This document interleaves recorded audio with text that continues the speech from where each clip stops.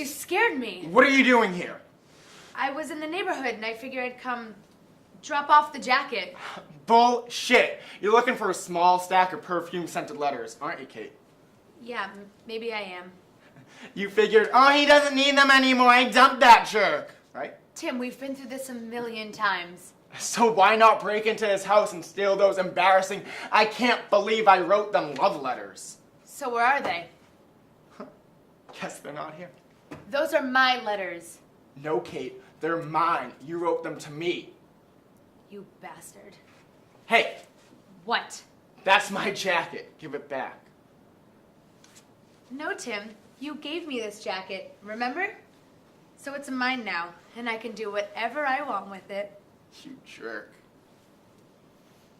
Want to trade? Not a chance.